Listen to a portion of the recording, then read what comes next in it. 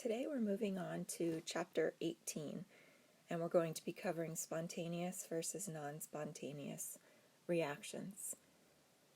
And the pages in your textbook that this refers to is page 566 to 568 if you wanted to reference the textbook. So when you think of the word spontaneous, maybe you think of that friend who just does things without much thought, somebody who just gets up and goes and does things on the spur of the moment. In chemistry, though, we're going to look at spontaneity a little bit differently. We're going to look at it in terms of chemical reactions. So when work is done on molecules, it's usually because the temperature's raised or chemical bonds were broken, and that's how work is done on molecules that are in a reaction. And free energy is that energy that's available to do this work. And most times the energy is not used completely or efficiently. So if you think of your car's internal combustion engine, it's only about 30% efficient, which is not very efficient at all. However, it does get our car running, but not all of the free energy that's released is used to run the car. Only about 30% of it is.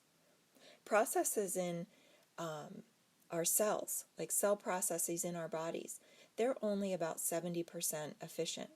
It's really difficult for reactions that are occurring to be 100% efficient and to be able to use all of that free energy that's available to do the work that's needed to be done. Spontaneous reactions actually are releasing this type of free energy, or this energy that's available to do work, whether it's in our car or whether it's in our bodies, allowing reactions to happen inside our bodies. A fireworks display is the result of a highly spontaneous reaction that releases large quantities of free energy. You can see I have a picture of a firework display on the slide.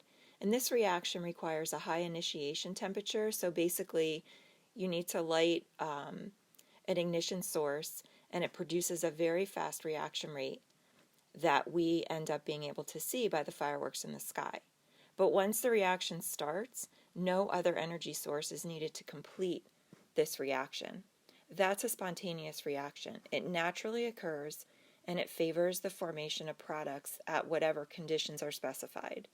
It releases huge amounts of free energy, and it produces lots of product.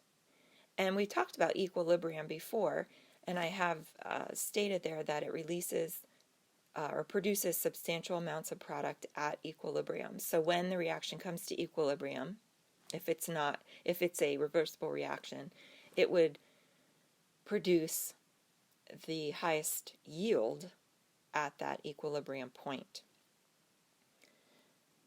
Chemical reactions might be used to manufacture chemical substances or produce some sort of energy.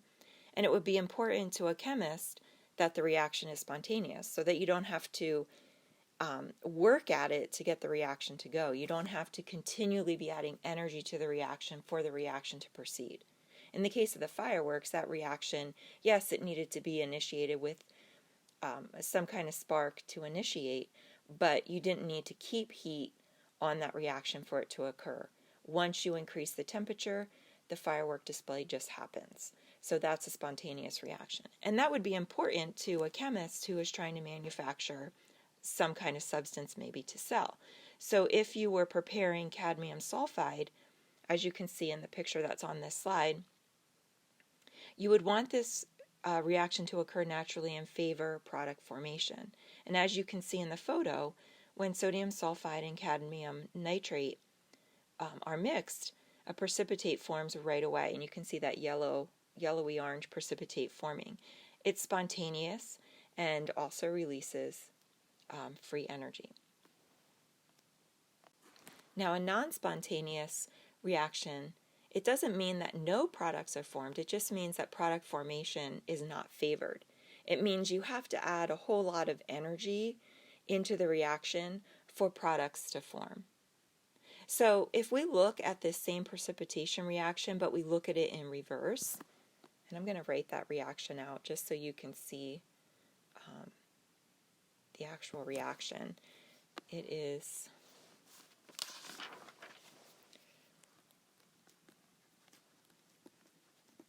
cadmium nitrate, aqueous, and sodium sulfide mixing together, also aqueous.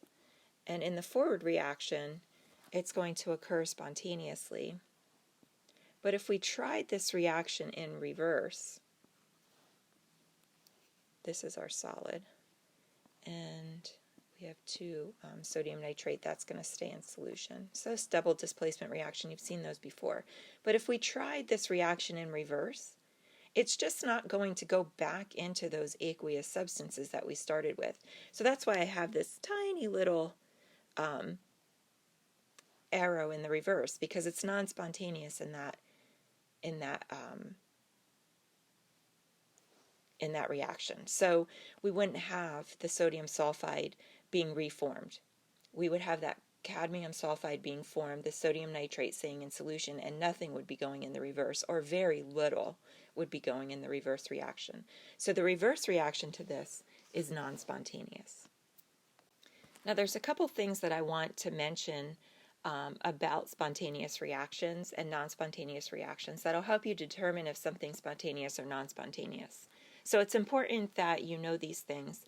Spontaneous reactions do not always have a fast speed of reaction. So whether something's spontaneous or not has nothing to do with the reaction mechanism and the speed of the reaction. Some reactions are going to proceed very, very slowly, maybe over millions of years, and they seem like they might be non-spontaneous, but they're not. And a really good example of that is the diamond to graphite example that we used in the last unit. Diamond will spontaneously turn to graphite, but that reaction takes lots and lots of time. It's a very, very slow reaction, millions of years. Remember I said we wouldn't want this reaction to be happening spontaneously very, very fast, because then any of our diamond jewelry would be turning into graphite and they would be worthless. So this reaction takes lots of time, but it does proceed on its own. It doesn't need any help or any extra energy for it to proceed.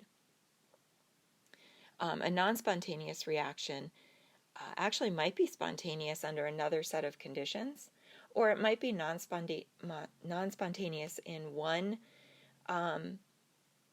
way the reaction is written, but if I do the in the forward, but if I do that reverse reaction, it might end up being spontaneous.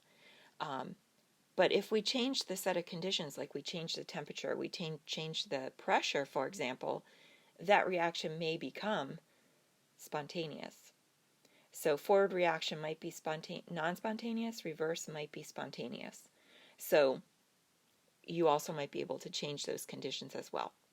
So just a couple things to keep in mind when you're trying to figure out if a reaction is spontaneous or not.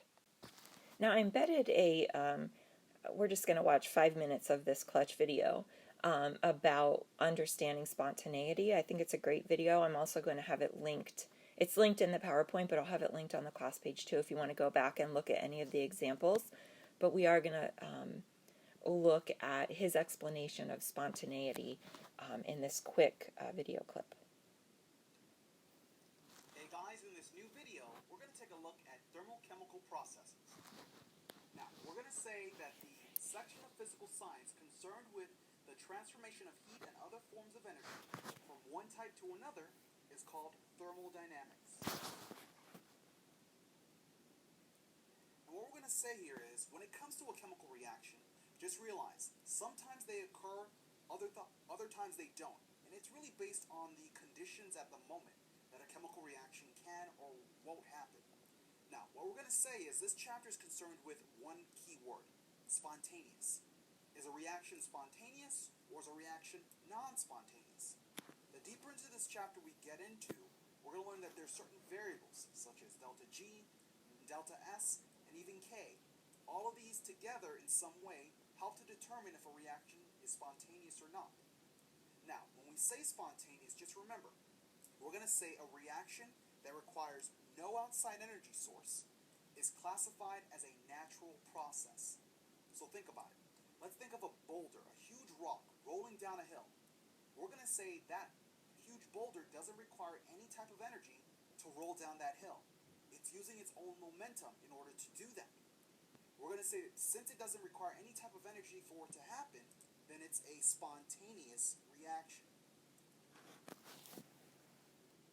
Now, on the flip side, let's say we continuously feed it energy in order for it to occur. So if you're supplying a continuous amount of energy to something, we're going to classify it as a non-spontaneous reaction. And we're going to say non-spontaneous reactions are unnatural. They constantly need energy for them to occur. So let's say we want to run our car.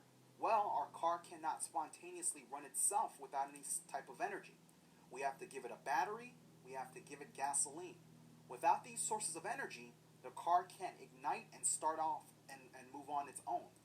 So just remember, the movement of a car will be classified as a non-spontaneous reaction. Now, just remember, spontaneity deals with thermodynamics. So we're shifting our reaction from one side to another in a balanced equation. But remember, spontaneous has nothing to do with kinetics. Kinetics deals with speed. A spontaneous reaction could take a minute to occur. It could take 1,000,000 years to occur. The fact that it occurs without the need of outside energy makes it a spontaneous reaction. The length of time it takes for it to happen has nothing to do with if it's spontaneous or not. Now, knowing this, let's take a look at the first example. So here it says, which of the following statements is not true? Not true.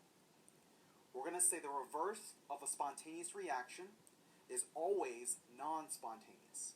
Well, just remember, we're talking about thermodynamics here. Thermodynamics deals with shifting of reactions. So we go in both directions. We can go in the forward direction, or we can go in the reverse direction. And just remember, if you're spontaneous in one direction,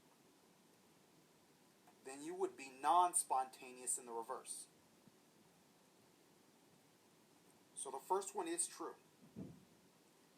Next, we're going to say spontaneous reaction always moves towards equilibrium. Again, we're talking about thermodynamics. Thermodynamics deals with equilibrium. We're going to say if a reaction is spontaneous, it wants to get to equilibrium, because when you're at equilibrium, you're balanced. Everything is copacetic. Everything is good. So we're going to say here, a spontaneous reaction does move towards equilibrium. Next, a highly spontaneous reaction can occur at a fast or a slow rate.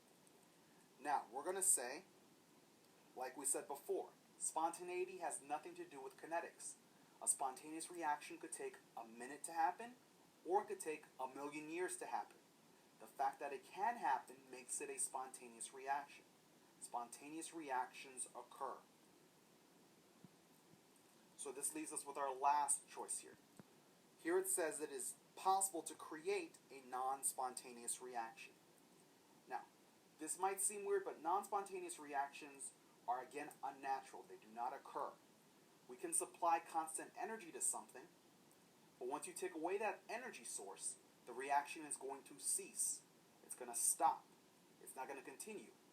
So when we say it is not possible to create a non-spontaneous reaction, what we're saying here is, I can't create something and then take away the energy and expect it to continue to happen. That's what this sentence is really saying. So D would be false. We cannot create a non-spontaneous reaction. Once I have a non-spontaneous, for it to continue to occur, I need to constantly feed it energy. Once I take away that energy, it no longer happens. So I really can't create a non-spontaneous reaction, because you cannot supply energy forever towards a reaction. You don't have enough sources to do that. Now, seeing how we answer these questions, I want you guys to... Okay, let's try these practice problems together, and then you'll have a little worksheet to do for homework. So I want to know which of these statements are true. The first, maybe only one is true, maybe more than one is true. The rusting of iron by oxygen is a non-spontaneous reaction. Well, let's think about you leaving your bike out in the rain. It's going to just spontaneously rust. It doesn't need any extra energy. There's nobody out there, nothing out there giving it extra energy for the reaction to occur. It's just spontaneously occurring. So the rusting of iron by oxygen is not non-spontaneous. So the first one would be false. Now the next one's a little tricky. The addition of a catalyst to a reaction increases spontaneity. Well, let's think about this. If I don't have a catalyst in this particular reaction, the reaction's not going to happen. So if I have to add a catalyst to a reaction, I need that catalyst in the reaction the whole entire time. As soon as I take that catalyst out, the reaction is going to stop. So adding a catalyst doesn't increase spontaneity. The reaction was non-spontaneous to begin with. The catalyst is what made the reaction happen. So B would also be false. Now we talked about the movement of heat in the last unit. The movement of heat from a cold object to a hot object is a non-spontaneous reaction. Well, we talked last unit that hot always tends to move to objects that are cold. This would be the spontaneous reaction or spontaneous movement. So this is saying cold to hot is non-spontaneous. So that would actually be true because it's not natural for a cold object to move any of its heat to a hot object. It's the opposite. So C would be true. I use the letter D. I use this example a lot in Chem 1. If I spray perfume in the front of the room, are you going to end up smelling that perfume in the back of the room at some point? And everybody always answers yes, and then I always spray the perfume, and we wait for the back of the room to smell the perfume. That's because perfume molecules like to move from areas of high concentration to areas of low concentration. So if I spray that perfume in the front of the room, it's a high concentration. It's going to look for areas where there are no perfume molecules. And that means it's going to move towards the back of the room to areas that have low concentration. So this is saying the diffusion from one side of the room to the other is non-spontaneous. Well, that's false. It's going to happen automatically that those molecules move from one side of the room to the other side of the room. So D would be false. So C is our only correct statement. I hope those examples solidify the difference between a spontaneous and a non-spontaneous reaction. And the last thing I want to talk about quickly is your assignment. I definitely would look through the text reference pages 566 to 568, maybe take some extra notes that you see that you might need. And then there's a spontaneity worksheet found in the worksheet folder on the class page. Complete it and submit the worksheet either as a photo or PDF to the appropriate Dropbox. This assignment's not due until Tuesday end of day, so you have until Tuesday night to finish that. And please make sure you handwrite your answers before taking your photo or submitting as a PDF. That's it, guys. We'll see you tomorrow for our lesson on entropy.